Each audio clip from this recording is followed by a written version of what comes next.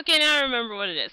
Um, I like this uh tiny little this question, like, because a lot earlier in the fanfic, when Fluttershy agrees to be Discord's wife and then he takes her home, um, Fluttershy convinces Discord not to let the wedding go on right away, saying that, well, she always thought that before she married someone that she would fall in love with them first, which I think, because Discord had made a promise that, if it is in his power to do so, he will do whatever it takes to make her happy. And so, yeah, Fluttershy sort of got him by the balls by that point. Which I think it makes sense, and it doesn't feel like it's coming out of left field, or it doesn't feel like a forced development. It feels like a natural progression of events, which again I think is a really high point for me with this story. And what winds up happening is throughout the fanfic, Discord basically says to Fluttershy, okay, so I'm going to be asking you this question every day, and I'm going to keep asking you until I hear the answer that I want from you.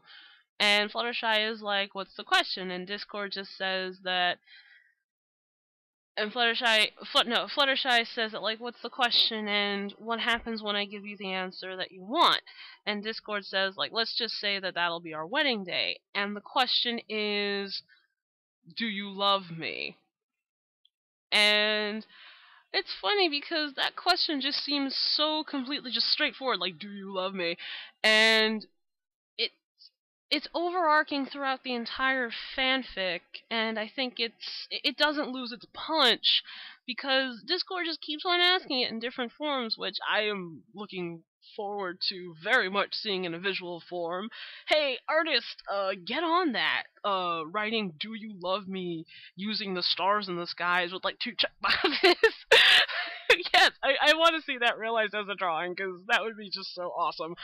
Um, and it's funny, like every time Fluttershy says no, um, the first few times it doesn't really mean anything, but as Discord sort of is starting to get deeper and deeper and deeper into his feelings for Fluttershy, it starts to get a little more heartbreaky. And keep in mind, this is a guy who at the beginning of this fanfic basically took over Equestria. Almost plunged the world into eternal darkness, kidnapped the princesses and stole their horns, threatened to harm them, including one of them who was pregnant, stole Princess Twilight's horn, and just ensuing chaos everywhere. And now, after everything that happened in that beginning, you sort of forget about it once you see that his feelings in Fluttershy are not just based on her looks. I also like the line that Discord said that your stare practically turns me on. That was so funny. Oh my god, it's so funny. Just another reason why The Date is probably my favorite chapter of the entire fanfic. Um, just because I'm a sucker for romance. But yeah. But even after all of that awful stuff that he did in the beginning of the fanfic, you see his character develop. You see his character develop. You see Fluttershy's character develop. That, being around this other person, like Fluttershy being around Discord and vice versa, has actually influenced their character and developed it. They're not the exact same people that they were at the beginning of the fanfic, and I think that that's really important. Like, character development, I think character development has the potential to save any story that's predictable and cliche. Not that this story was. I mean, it was fairly predictable. Like, did anyone expect Fluttershy and Discord to not get married at the end of the fanfic? It probably might have happened that way, but then we wouldn't get our happy ending. Aww.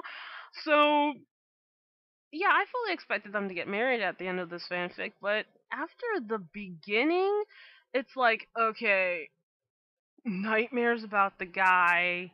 He threatens to take over Equestria, basically succeeds, everything that he's done, like with the princesses and Twilight and his presence, and just he is evil. He hasn't been reformed, so he's still pretty friggin' evil. And all I was thinking was, oh my god, this is not gonna work. This is not gonna work. This is not gonna work. And by the near end of this fanfic, I'm like, oh my god, Fluttershy, don't go away. I mean, I know that Discord just tried to hypnotize you into being his bride, but it works because that's something that I would expect Discord to do. Getting so desperate for this pony's affections that he would just resort to brainwashing her, and even though it's a really sick and twisted move, it's still something that fits within the context of Discord's character. So, yeah, like I said, when I started out this story, I'm like, oh my god, there is no way that this couple is ever gonna work. But by the end of the fanfic, it does work, and I think that it was well earned and well paced, and like I said, aside from the whole side characters sort of not really adding much to the story, um, also the gag with Discord really liking chocolate milk as something to consume got a little old. It was funny the first couple of times, but then it's like, I'm pretty sure Discord likes to eat other stuff. But yeah, the whole chocolate milk thing kind of got pretty old pretty fast. So, um, yeah, I've heard that this fanfic has a sequel. I'm gonna be reading that. Hopefully the chocolate milk thing isn't too overused in that one. But again, that's sort of like a nitpick.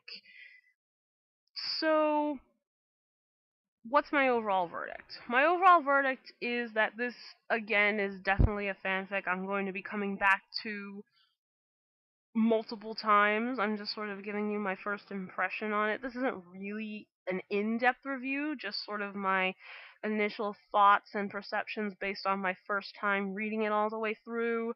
Longest fanfic I've ever read all the way through. Just because I don't visit fanfiction.net that often, but like I said, I heard the audio parts of it first and then decided that I wasn't going to wait for the rest of it, so I decided to just read the rest of it and then went back to the beginning and read it from the beginning to the end. So this is still sort of like a first impression, because it's my first impression of reading it all the way through in actual type form. So, my overall opinion was, despite the things that I said about the things that were sort of just a little weak to me, I still really like this story, and I will be coming back to it again and again in the future, and I'm looking forward to reading the sequel, Daughter of Discord. Geez, how did that work? You know what? I don't want to know. I really don't. Cause like I know some of you guys are into that stuff, but it's just not for me. But so yeah, Bride of Discord. I'm gonna say that it is definitely a really good story. And as for a score, like maybe a sort of some number out of 10, since this is a first impression, I don't think it would be fair to give an official rating.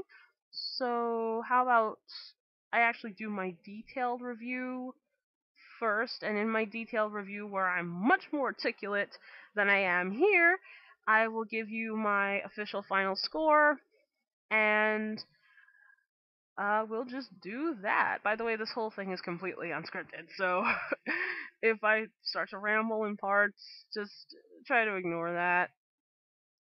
So yeah, Daughter of Discord. My unofficial score is 2 thumbs up. I will be coming back to it in the future. Hope you guys enjoyed hearing me ramble. This is LT Limelight saying, shine on.